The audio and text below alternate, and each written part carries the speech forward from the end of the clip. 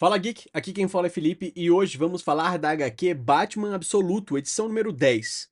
E se você gosta desse tipo de conteúdo e puder apoiar o canal se inscrevendo e dando like no vídeo, saiba que vai ajudar muito nesse trabalho. Vamos relembrar que na última HQ vimos uma tentativa histórica de paz entre nações rivais. Ela foi brutalmente interrompida por Bane, um monstro grotesco, revelando um complô muito maior. Enquanto Bruce investiga, descobre que Gotham está ligada a algo sombrio nas profundezas do Ark-M. Ao se infiltrar, encontra um laboratório secreto, vestígios de monstros e experimentos aterrorizantes. Lá, é confrontado por Bane, mais forte e mutante do que nunca. A edição termina com Batman sendo derrotado e capturado, deixando o leitor à beira do abismo, aguardando o próximo capítulo que vamos ver a partir de agora. Então, sem mais delongas, vamos para nossa HQ.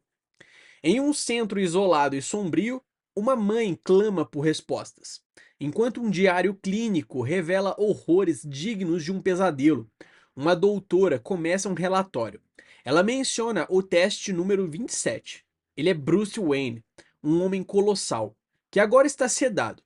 Ele foi carregado por 6 pessoas e descobriram em seu corpo mais do que músculos, segredos. Ao removerem sua roupa, descobriram que ele tinha consigo implantadas em seu corpo diversas armas. Através de cirurgias urgentes, eles extraem uma variedade absurda de armas ocultas sob sua pele: lâminas, dardos, até granadas químicas. Ele parece apenas dormir agora, mas assim que a doutora termina o seu relatório, ele mostra a verdade e desperta. Como uma fera ferida, ele desperta. O sedativo já se foi, e cada músculo vibra com fúria silenciosa. Sem roupas, sem armas, mas longe de estar indefeso. Arrastando-se até a porta, os olhos fixos e frios revelam que a mente permanece intacta, afiada como uma lâmina. E é justamente de dentro da boca que ele puxa uma pequena agulha escondida entre seus dentes. Um clique metálico ecoa no corredor e a porta se abre. Ele está pronto para tentar a sua fuga. Nas sombras frias do complexo subterrâneo, o fugitivo desliza como um espectro. Alarmes ecoam em registros clínicos. O indivíduo escapou, está solto, ele é imprevisível. Cada passo, nu pelo corredor, revela horrores ocultos, máquinas pulsantes, experimentos que desafiam a natureza e a moral. Ele não hesita, reconhece a ameaça, mas seu olhar revela algo muito mais profundo: propósito. Do nível 246, entre mutações e manipulações plásticas, ele segue, instintivo, rumo ao desconhecido. Talvez ao bioma Clay, como menciona a doutora. Mas uma coisa é certa: cada porta que ele atravessa é uma cicatriz a mais que ele carrega consigo nesse pesadelo de lugar. Descalço sobre o solo de carne e ossos, ele corre pela escuridão como quem foge de um pesadelo, até perceber que está correndo diretamente sobre pessoas. O chão geme, vivo, com vozes que suplicam e choram. Dor, angústia, e então, como um fantasma do passado, ele surge. Olhos vermelhos, palavras cortantes e um golpe que o lança à escuridão. O monstro que o subjuga é familiar. É o mutante colossal. O Prime. É ele, Bane. Sem chance de reação, o corpo é levado, derrotado, de volta ao cativeiro. Mas, no fundo daquele inferno, o próprio Bane se diverte e sussurra: continue tentando, por favor. Enquanto o corpo sangra no presente, a mente recua para um tempo de suor e gritos. O ringue. Memórias pulsantes de uma vida anterior, onde cada soco era treino e cada queda uma lição. Entre apostas e risadas, ele era apenas mais um lutador, junto com Waylon, tentando provar o seu valor. Correr, levantar, resistir. As imagens da luta com Bibo se misturam ao esforço nos treinos. Ele está treinando Waylon. Aquilo era mais do que rivalidade, era forja. O tempo avança até o mês de julho. Marta grita por respostas nas luzes frias do gabinete de Harvey Dent. Seu filho afunda nas trevas. 45 dias em cativeiro transformaram o homem em espectro. No início, ele lutava, limpava o chão, se mantinha lúcido, mas o tempo corrói até o mais forte. E logo, como os outros, ele se entregou. Docilidade, desespero, silêncio. Quando parou de comer, alimentaram-no à força, através de sondas estomacais. Agora está imóvel no canto da cela. Resta apenas um corpo curvado, quebrado por dentro. A equipe o declara em submissão total, mas atrás daqueles olhos semicerrados, aparentemente se encontrava mais uma farsa. Ele ainda não se entregou, muito pelo contrário. O que a equipe médica interpretou como rendição era, na verdade, estratégia. Em um golpe fulminante, o prisioneiro explode em ação, músculos em fúria. Bruce arrancou seus próprios dentes para transformá-los em arma e, com isso, arrancar sangue como trilha de vingança. Cada passo foi meticulosamente calculado. Os próprios dentes viraram lâminas. Manipulou a sonda gástrica para usar o ácido como arma e até converteu guano e urina em pólvora improvisada. Não era apenas fuga, era uma guerra química, corporal e mental.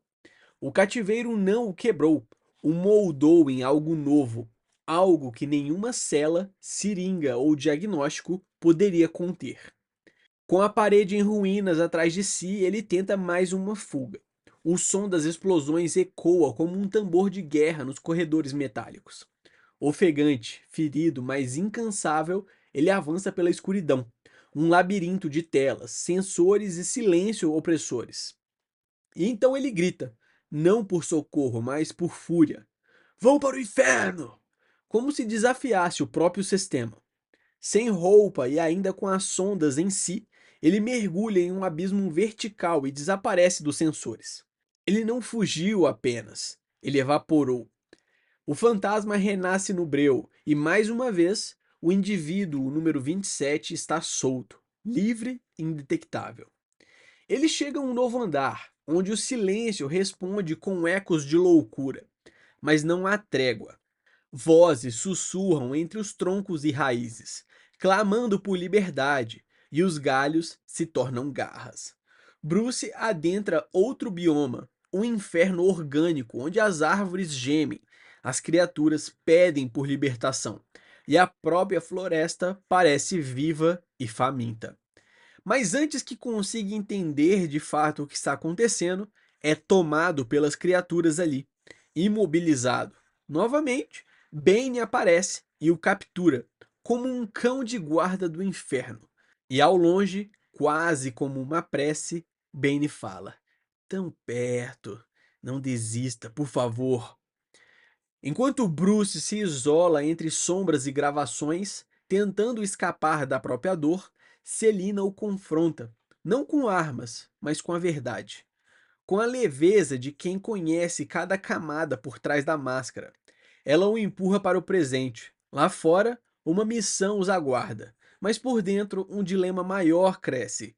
Como dizer a um amigo que o caminho dele leva à destruição? Bruce hesita. Ele não quer esmagar as esperanças, não quer ser o portador da ruína. Avançamos novamente, agora para agosto. Enquanto Marta vaga pela cidade entregando panfletos e esperanças desbotadas. Bruce luta para respirar no submundo da ciência corrompida. 91 dias de tortura, cirurgias e experimentos inumanos. E ele ainda respira, costurado, remendado, refeito. A carne já cedeu, mas o espírito ainda resiste. Os médicos registram animados que ele sobreviveu ao ciclo completo, algo que nenhum outro conseguiu. Apostam que finalmente ele se quebrou. Mas, ao abrir os olhos, frios e famintos, o indivíduo número 27 não revela rendição, apenas silêncio.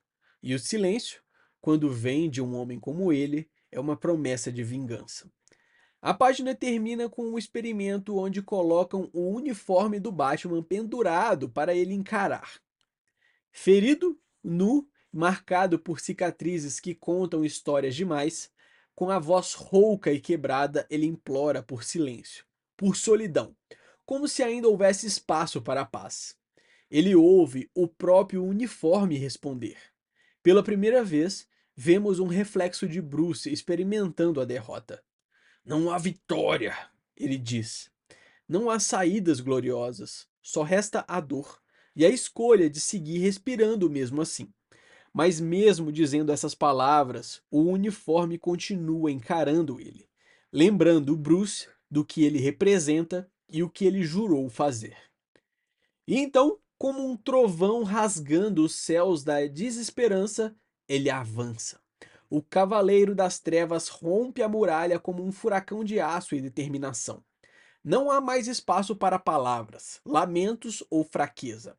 Cada pedaço de pedra que voa é um lembrete de que ele ainda está aqui, armado, blindado e movido por algo que nenhum experimento pode apagar: vontade.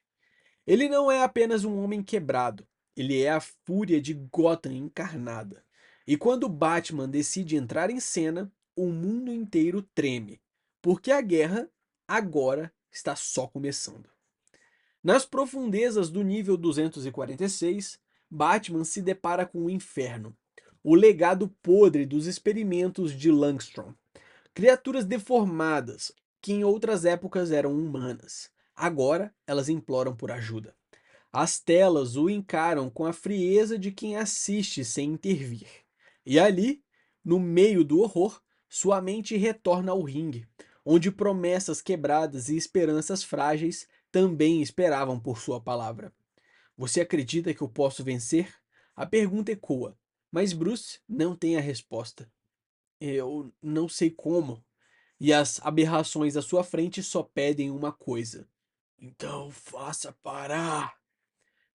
Nas sombras vermelhas do caos, o monstro retorna. Bane, ou algo ainda mais cruel. E rompe com fúria e brutalidade, golpeando o Cavaleiro das Trevas sem piedade. Nós somos parecidos, ele diz, como se a dor fosse um presente. Cada soco é uma lição forjada, cada fratura uma promessa de redenção distorcida. Bruce resiste, mas o corpo já está cedendo. O som das explosões ecoa como um veredito, e enquanto os cientistas anotam friamente o próximo protocolo, a criatura reflete. Não vence o mais forte, mas o que se adapta.